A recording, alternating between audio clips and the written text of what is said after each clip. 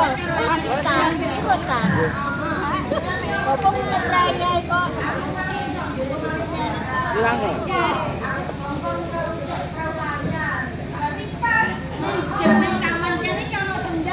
Bareng-bareng padha kopi perahu, cendek perahu lah ya. Oh ya saya, iya saya. Asik.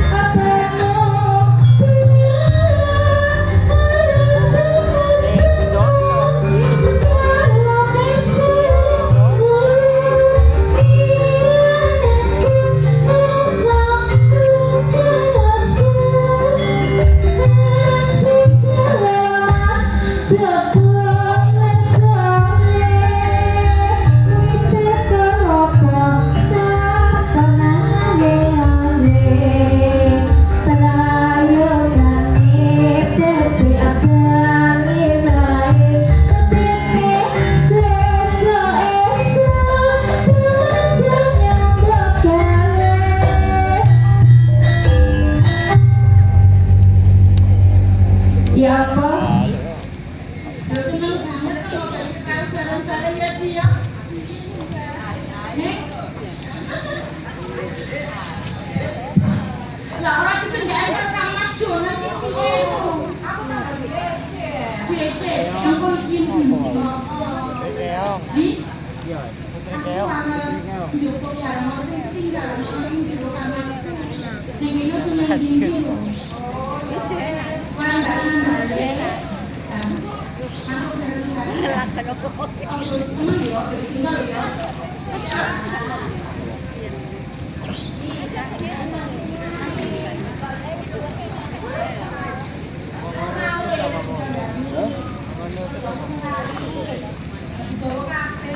Gue silakan kita jual Sepantai kan itu kali.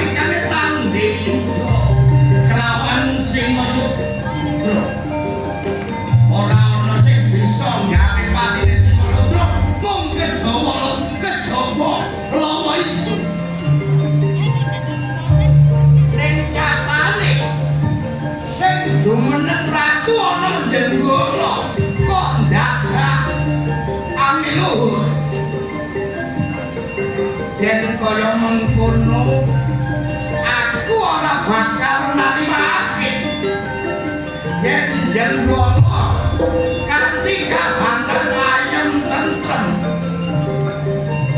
Jenggala bisa tentrem yen ami luhur lengser dadi ratu. Yen ami luhur wis lengser dadi ratu, sing jumeneng ratu ana Jenggala ora liya ya pawongan kaya aku lopo itu.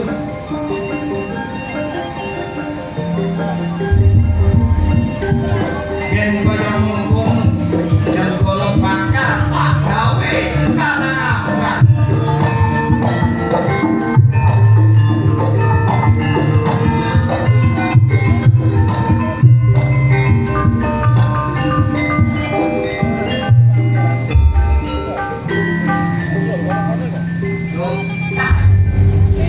Kok dadak ana ing tengah dalan awakmu dan tetangisan ini ngobrol.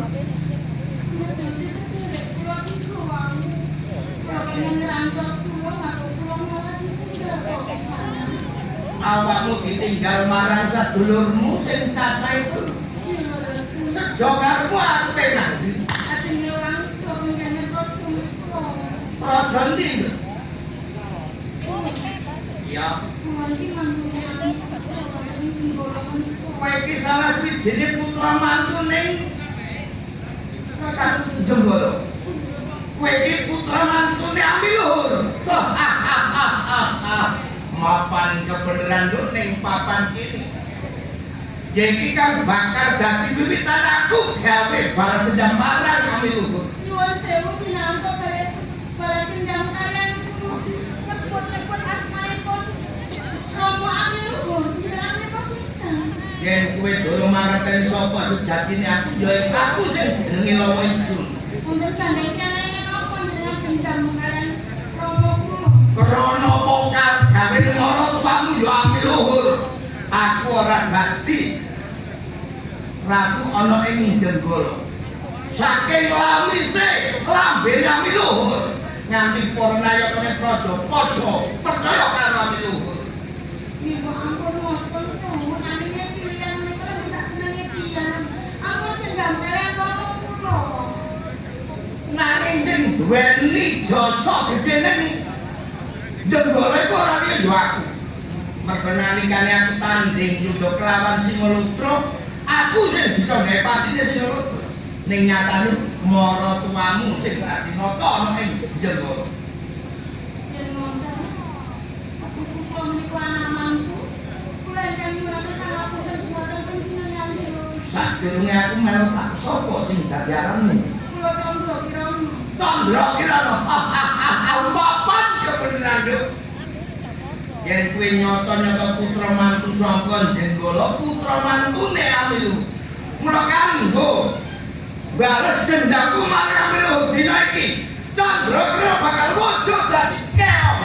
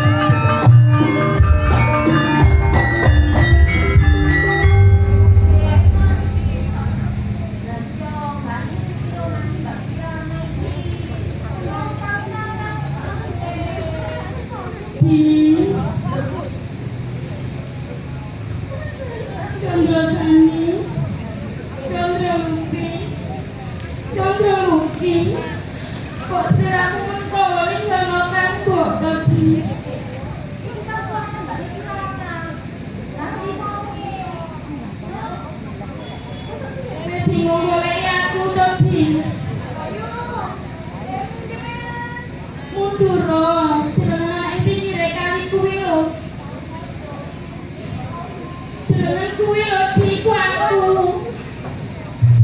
Halo.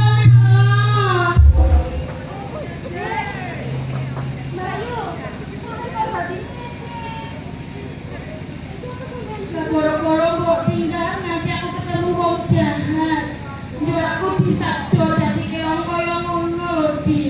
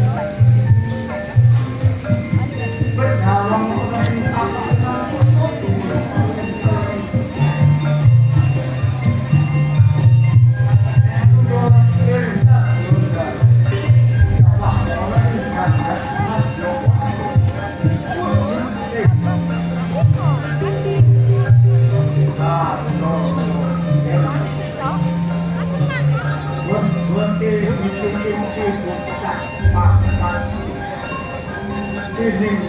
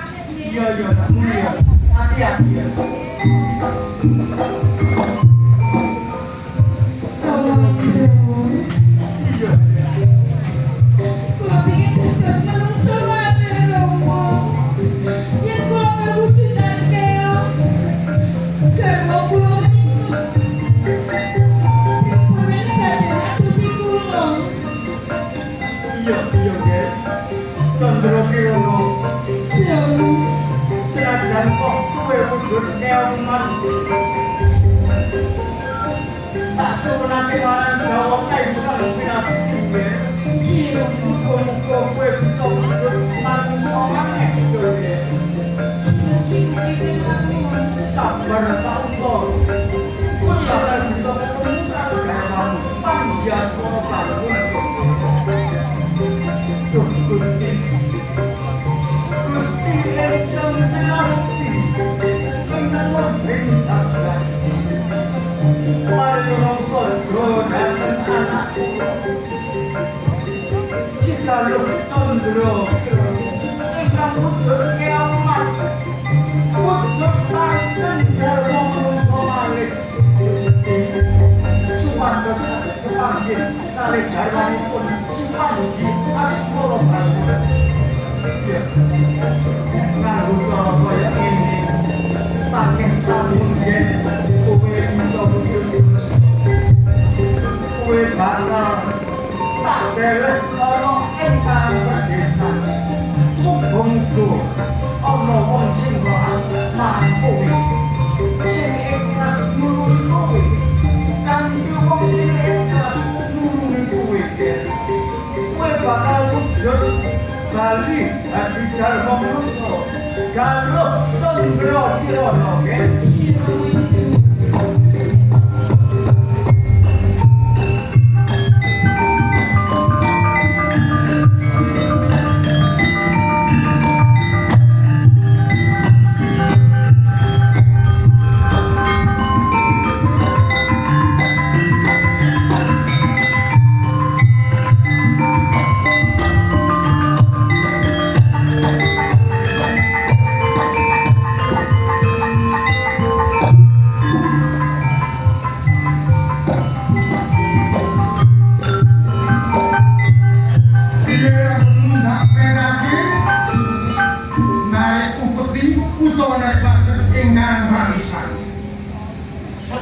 sampun ngumpul upeti menika nanging enten salah setunggaling kawula hasil to yang desa niku dereng bayar gagal kok arep opel Gusti duwe bojo barang wah niku kula mboten mawon kagose rodo kaya ngono nggih kowe anemu nagih ning duwe sampun ngumpul Gusti nanging setunggal sing mboten bayar namanya Paimo pemain puter pojokan kula peksa tetep bisa dibayar kaya ngono Lambang Jaya dan duwe pisan nomor 1 ayo tumuju nang baris mane Sorondo ayo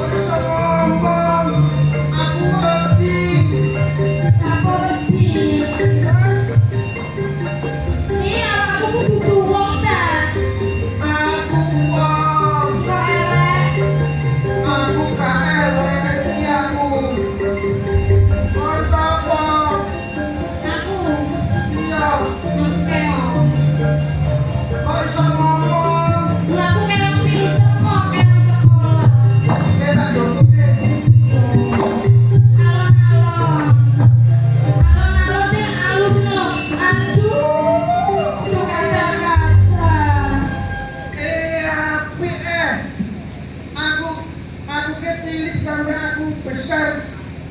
Aku karo kaya ngene wedi. Ya iku keong Mas, cantik ta. Iki kaya Mas.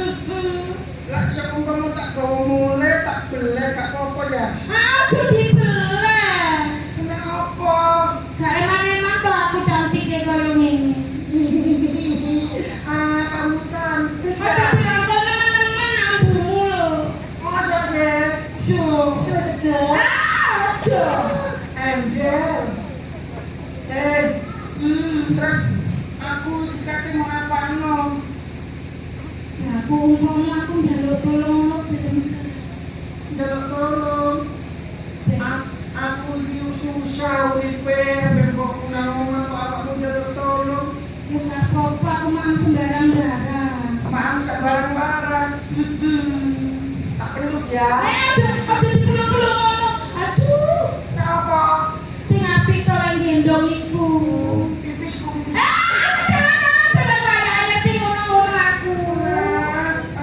Aku kaget. Awakmu, apa iku jenenge? Awakmu kok kaya dadi koyo ngene? Jenengmu sapa? Aku jenengku Joko Bodo. Aku ora mbok gawa mule. Awakmu gelem tak gawa ngene ta? Aku lek mbok gawa mule ora kok masak. Loh, lah aku gak duwe iwake. Kok yo aja ta emang dagingku lembut. Lembut. Terus nek gak oleh tak pangan terus tak gayo apa nang omah? Dadi emang digendongi ngalone ngono ae. Ngono ta? Ya wis melu aku mulai ya. Aku melok ya. Gendong alon-alon. Gendong. Kering ape mbok lus-lus iki. Halus. Ya saya melaku mulai ya. Ayo.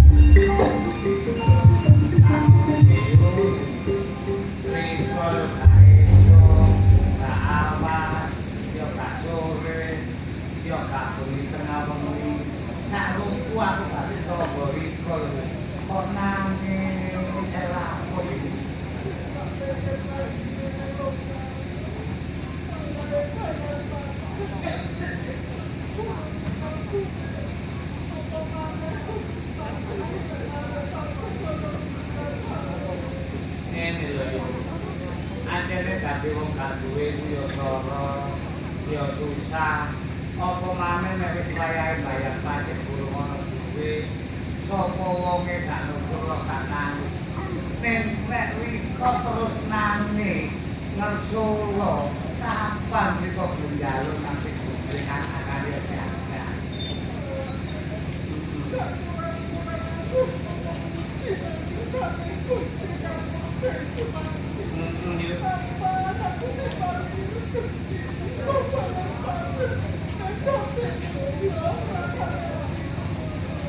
Ini lho yo.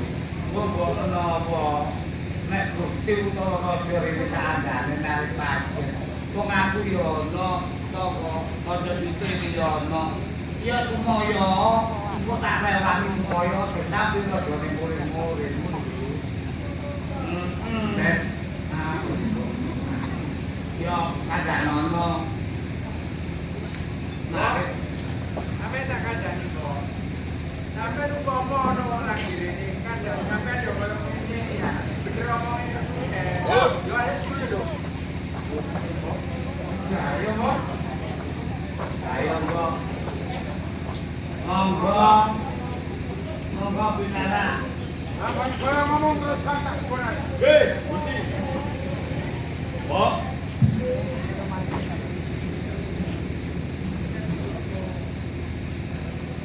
Awak kono iki ora bayar pajak wis suwe kaya.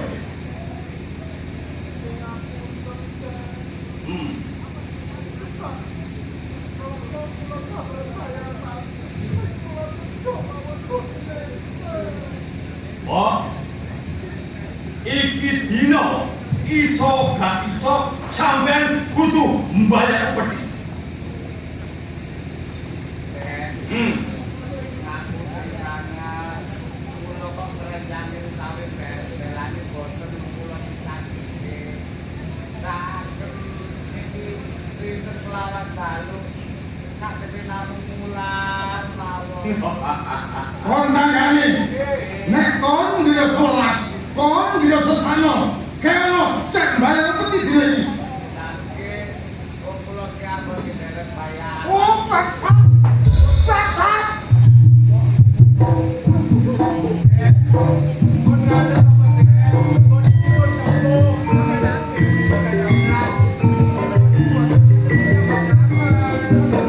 saking dreng kakak kono soro kok kono ora bisa bayar nantang kakak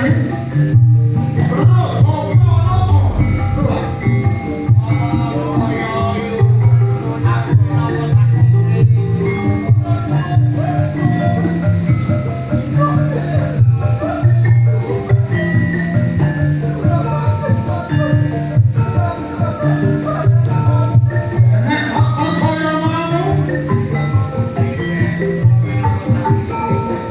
bilang sasi yang dino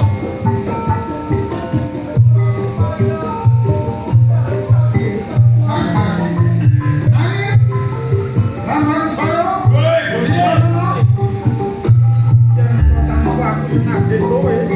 ora didei duit omah iki oke tanah disita tidak baik ayo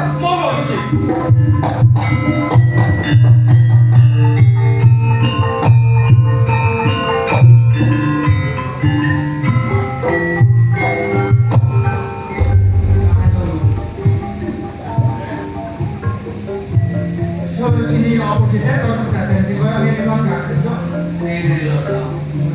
Yo sabar ae. Kok menawa Gusti kakak karya jagat wis kaya tempone riko bayar pajak. Rezeki tapi jodoh nusuk Gusti kakak karya jagat sing Wah,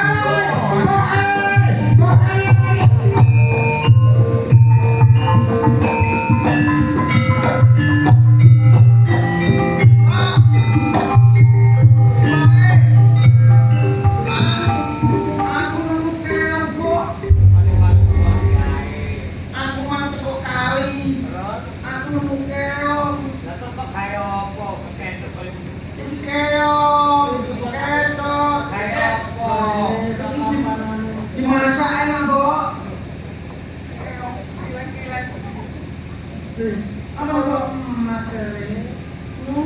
Koyo emas. Koyo emas mbok. Ditol lele. Aja itu. Bisa ngomong. Keone aja mbok. Aku mau pas nemu nang kali lho mbok. Iku curhat ya mbok. Curhat aku tulungan ngene. Kok jarang sadar lu tak kei tak turuti ngono mbok. Piye, Bu? Kok iso ngomong tenan piye iki? Anda bisa ngomong, Bu. Mbok. Pokoknya aku. Ya di kepala aku darah simbol ya aku gelem. Mbok, nek iki digawe jangan sop enak paling mbok. Aduh bicara so. Arep tak dolare. Aduh di.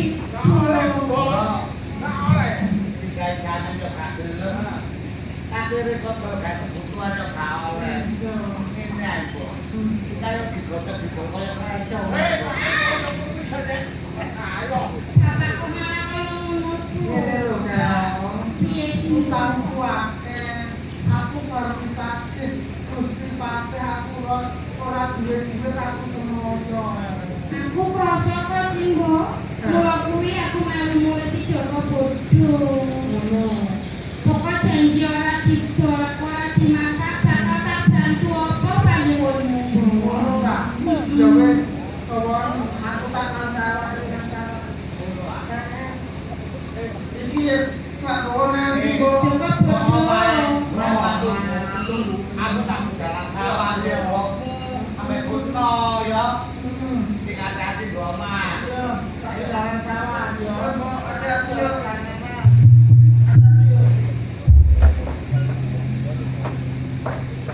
yo aku botak kurus suwe.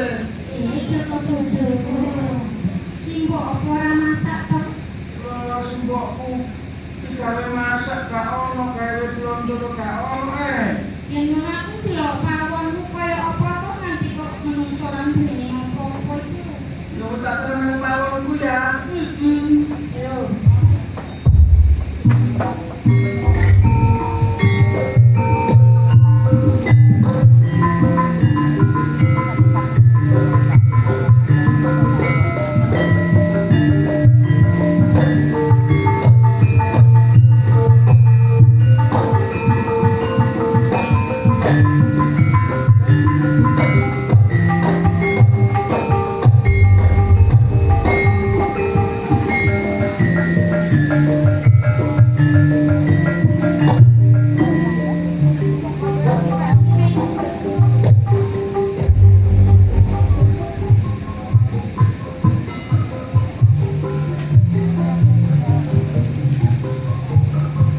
Yen tak paringi sego karo lauk kaya ngene, mengko simbok bapak karo si Joko bodoh kan iso mangan. Usahane.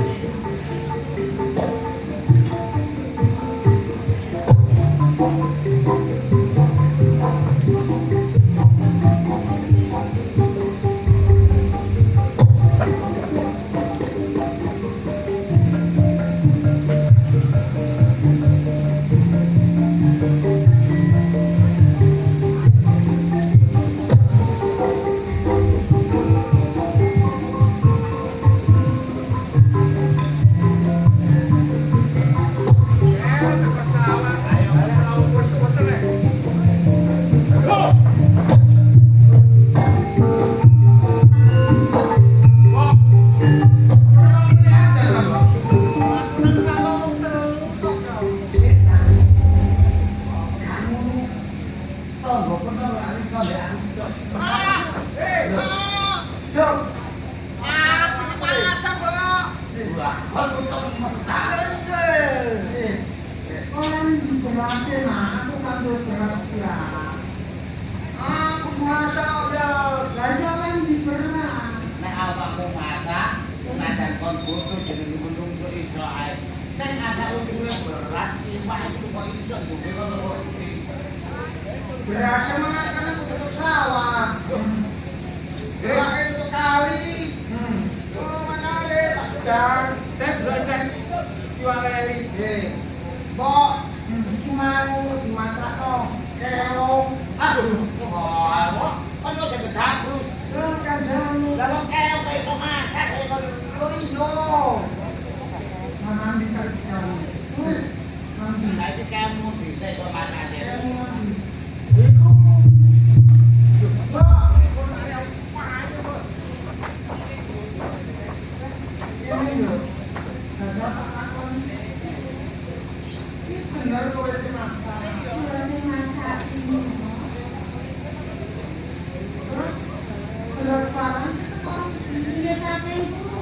aku kabeh belas aku kalian bayar pajak aku ora iso semangan koyo ngono. Sampun kuat kemanan jenengan. Iki temen bayar seperti Duit sebenarnya kayak cinta Pak ini. sama siapa orang itu. Duit temen.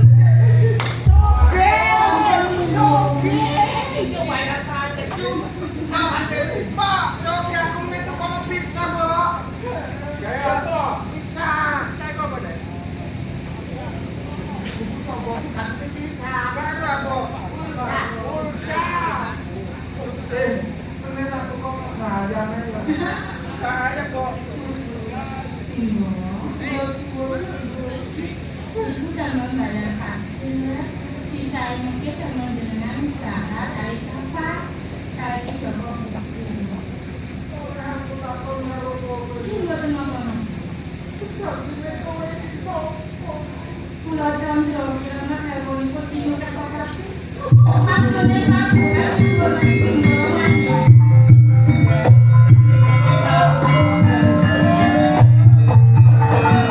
Mau gak cuma nanti ngomong sama kata sengaja. Aku putih. Pulang aku jajan karo kesenangan apa? Buat itu.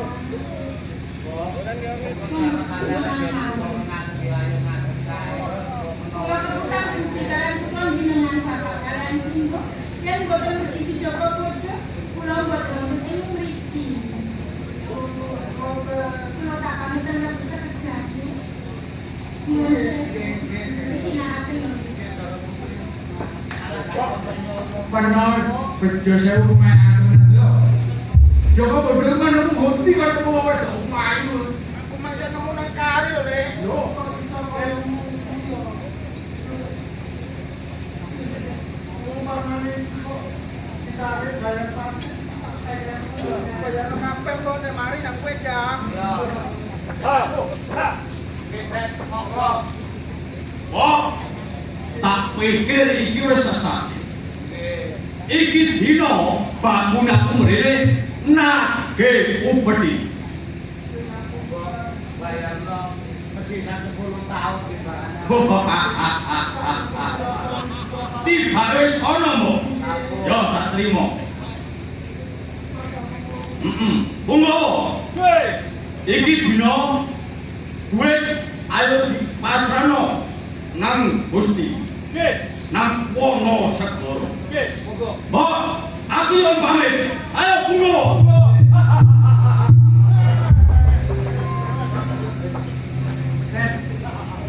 Kayak ketoprak. Oh, Yo. Sementara aku sak keluarga iki aku tak nutupno penggaweanku nang sawah karo tanggoku iki kon mau menika mang. Aku tak pamit ya, Bos. Hati-hati Joko bodoh. Iya. Samuran gak kabrek. Rupane elek. Aduh kan ditutupno penggaweanku.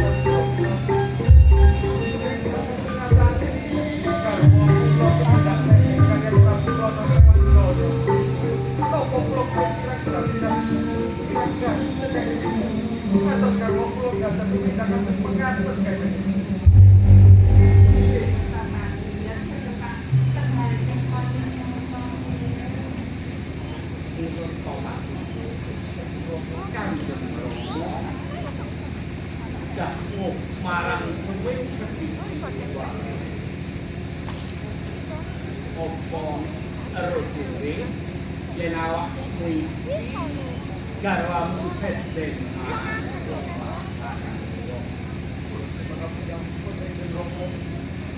Cuma tinggal tunggu mas. Itu ya mas. Soalnya jam piro setengah setengah nih.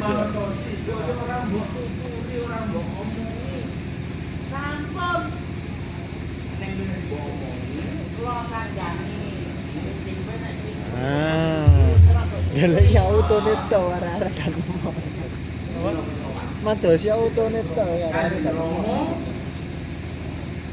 Sing kula mados iki sama iku ulap putih plus kebedayan. Beda pastur. Awal kan dia anu MKD kan. Coba mau ora bali yen burung ketemu marang karo yen kowe ora gandeng marang kamu ojo pisan-pisan kowe manti ing kraton Jumoloman.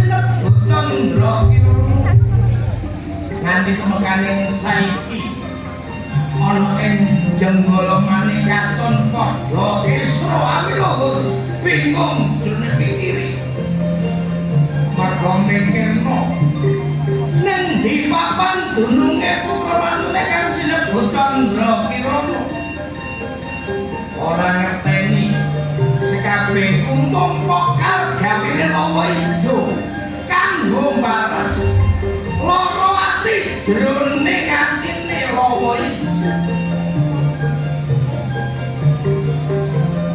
yen mesami luhur mangsa bingung jroning pikiri kalamun tan suwe-suwene bakal mekaning pati ora liya sing dadi ratu ana ing jenggala ya lawa ijo.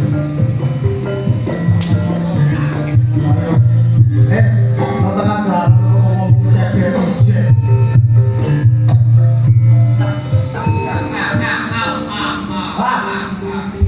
Bangsan tepat tanpa tetembungan tanpa kenal sapa sedadak dadake depok ngepok ana ing rogo sapa kowe ha Oh, tadi kowe kepengin ngarteni jenengmu sapa? ya sapa sing jane Aku mau balik.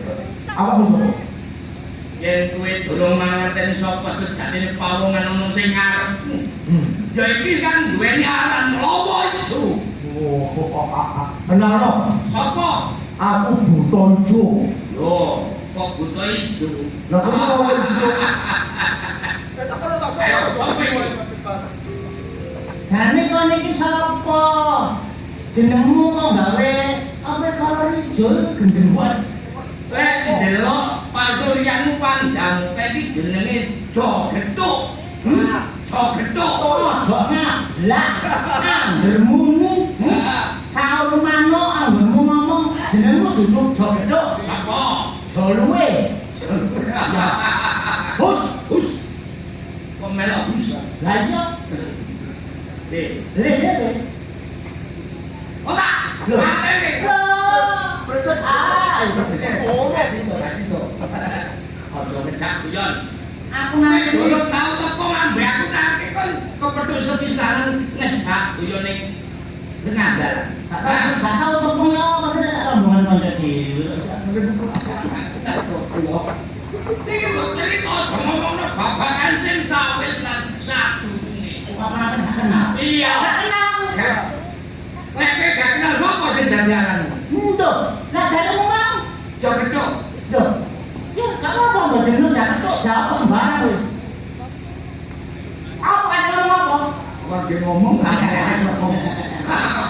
Kok ganggu. Arep nanti kowe ning papan kene. Aku ngontotno bendaraku. Sapa bendaramu? Bendaraku. Hah? Inung. Hah? Inung.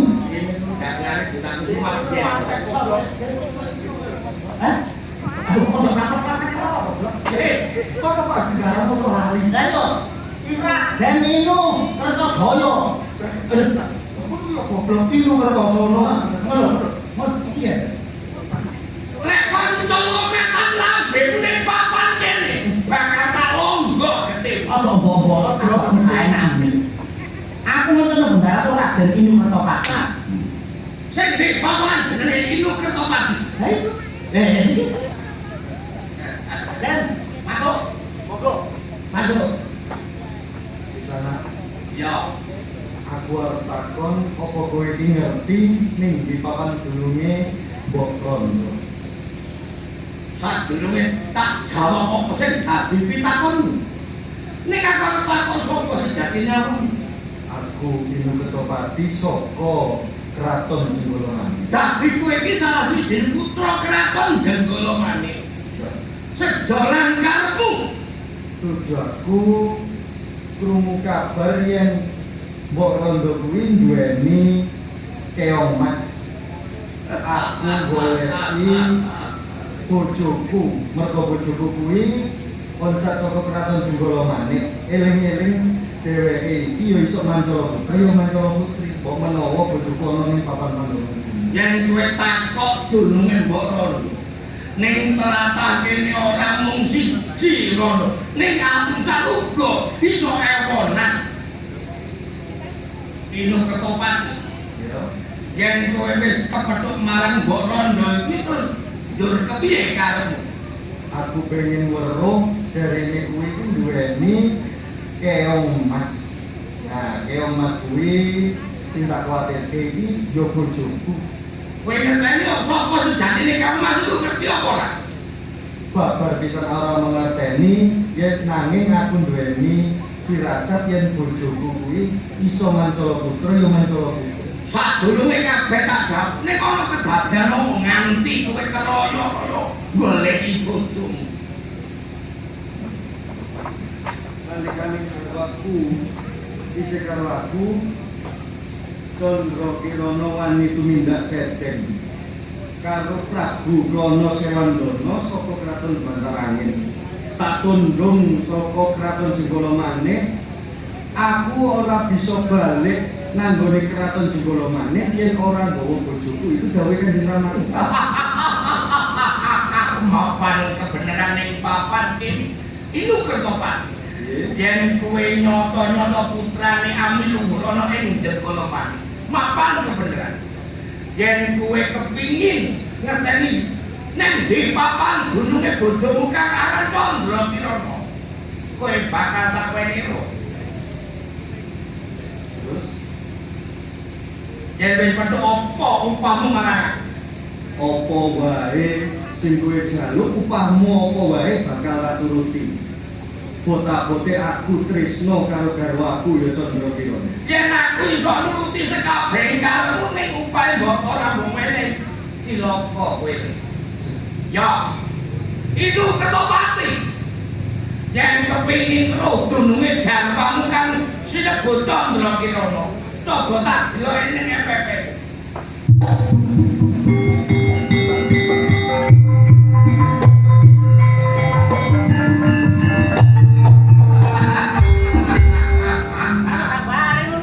Kowe ora iso ndelok apa kan dinambar ana ing EPP ku.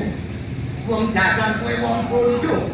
Wong ora duweni ilmu Jaya Kawijaya ora bakal bisa delok apa nek ora aku. Nek sampean gak iso Gak delok. Wong iki tak gambar sembarang ngomong jare aku. Kok jare ngono? Iya. Aku tolong gambarno menyang putra. Lah kok ora tau dhewe tau. Iso delok. Ilu Kertopati. Iya. Kowe kondo duweni firasat yen dununge garwamu iku manggon ana bali pemain boron. Saka panduluku pancen bener. Bojomu panggon go bali pemain pawongan sing jenenge Mbok Rondo 5. Ning gunung uga ana dununge kang sinebut Keomas. Yen kaya ngono kanggo sarana kowe nemono garwamu Candra Kirana, kowe bakal tak weni saratan sarana. Kanggo sarana kowe nemono garwamu Candra Kirana. Ilu Kertopati. Nek tenan salah siji barang iki gawon. Buane ngarep komen Mbok Rondo 5. Ning kudu bakal kawiya matine Candra Kirana. Apa sing dadi penjalamu bakal tak turuti. Botak-bote aku tresno marang garwaku Candra.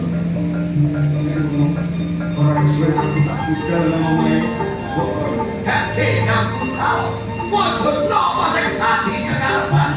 Berarti ayo kita Kowe gak budal bangsa.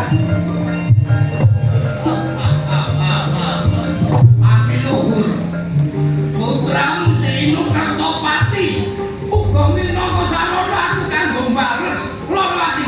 Ami luhur kowe bakal tutukane pati aku.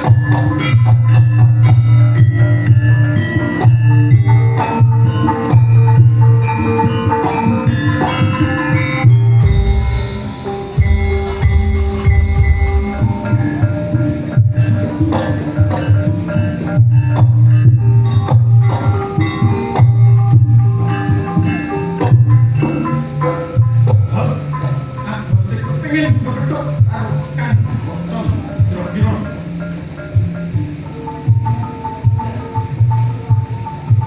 Mari Kang Candra Kirana durung mengerti sapa sejane Margo durung dipilih. Kan masih menolak. Aku sing dadi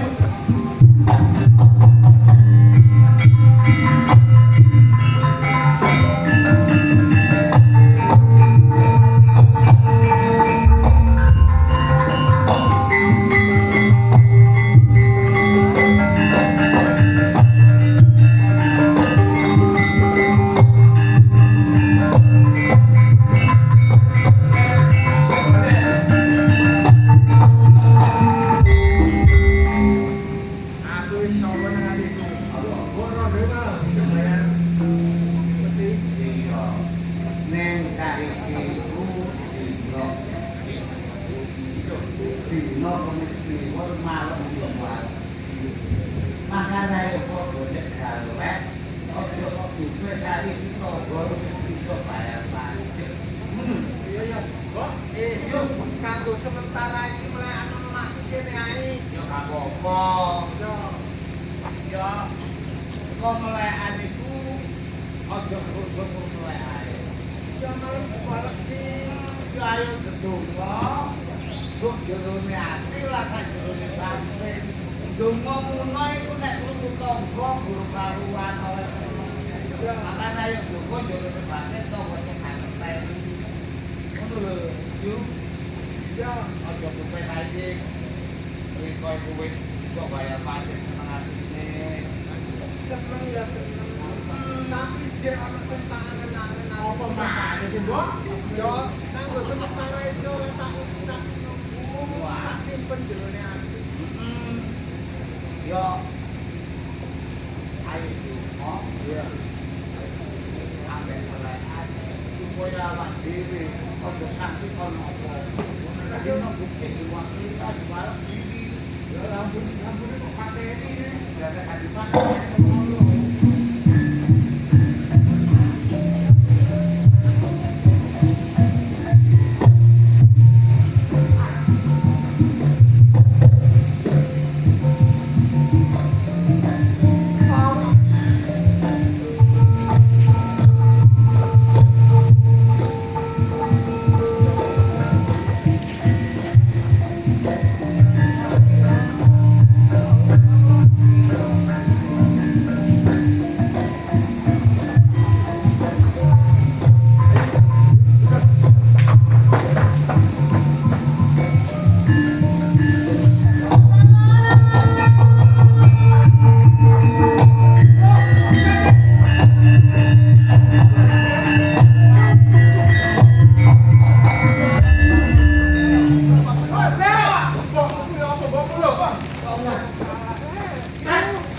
Ayo, kok iso keturunan? Kon manut kok dirae sih, Bro. Oh jadi aku mangan tawon. Mosok aku mbokmu melekan kok. Wis tugon baku nang kene ya. Tau bre sing gawe nang mbokku. Ngono ah. Tak nang kene. Yo yo yo. Nek yo apa iki? Apa iki? Sabare dhisik. Joko bodho sawangane ngono yo. Nek disembarangan. Arek kuwi to. Mbok iki gekok lho. Kenapa, Pak? Ngeten kau Aku kan derene kula mau melekan eling-eling iki dinten Kamis Kliwon kali jadi kesedawarakane Progo Sedaya nek bodo peno-peno anake mbok iki patur wonten numplek iki mau kok kene nopo Sejak bodoh sih. Wah, sing kurangan ora kok situ wau. Boleh tinggal juga sih, Bro. Coba bodoh. ya apa iki?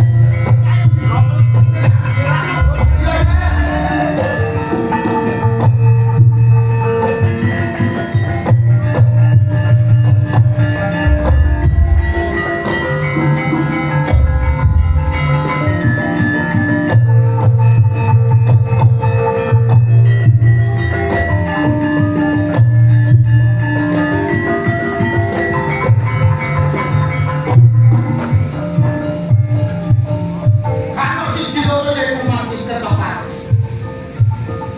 Sing gawe lara mbokku. Gak peduli sapa pun. Iya. Tak tandani pisan.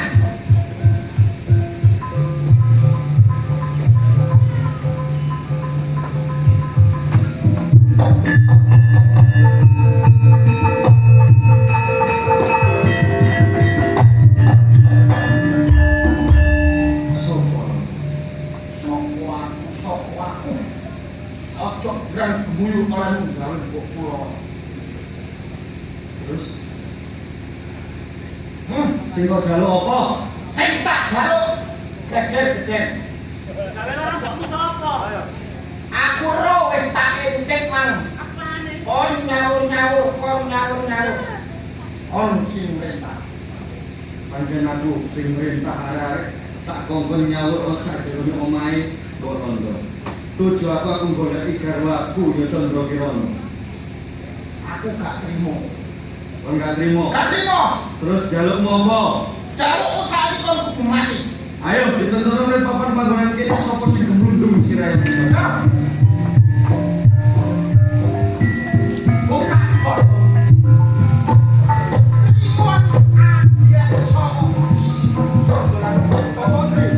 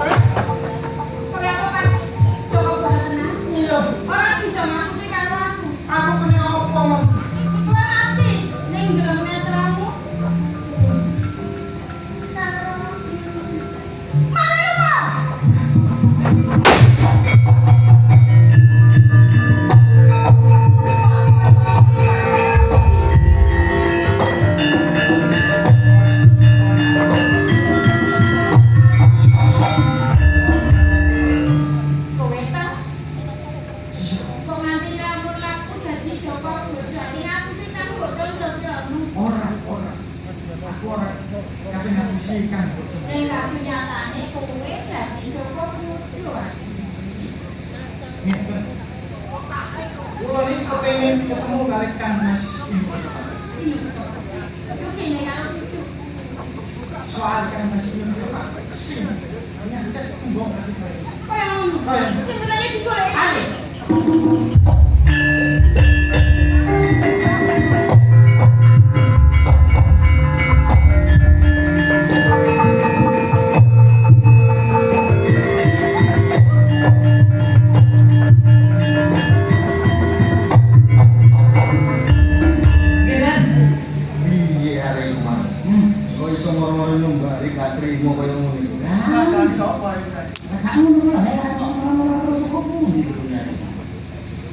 sing luwih dadi abote pikirku. Apa sing dadi kandhane Lawa Ijo wis tak turuti.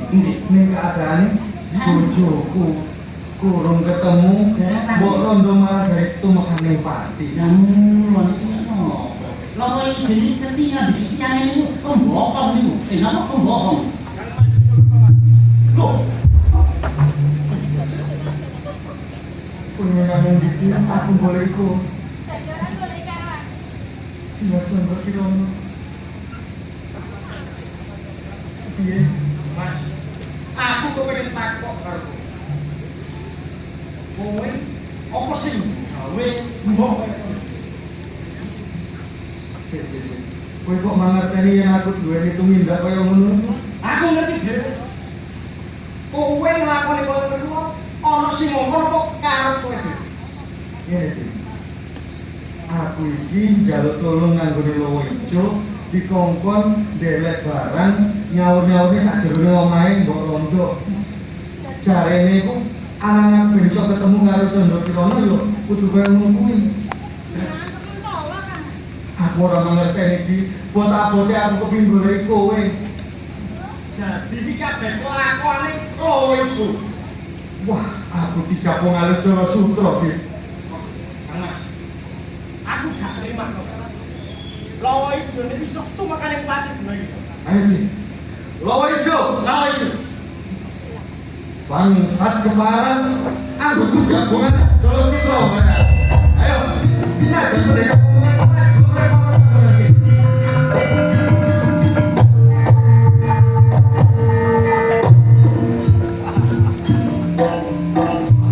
Harap mati nganti wis sesumbar ana ing arepe lawa ijo.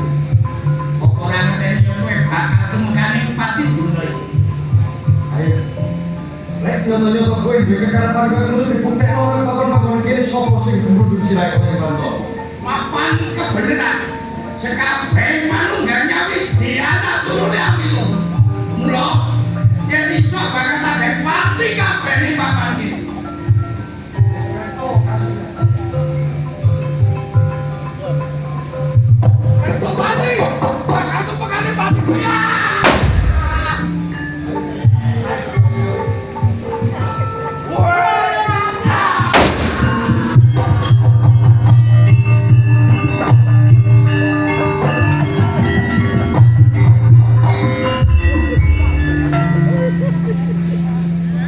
Di kowe iki coba bodoh. Coba berdua piro to ya. Sepurane sing akeh karo aku Condro Kirana, sepurane sing akeh yen aku tau nundung kowe ana ing kraton Jugalabane. Mula lakon iki kena diarani kowe nyelamet aku sampai dadi keong mas, kena diarani putri keong emas.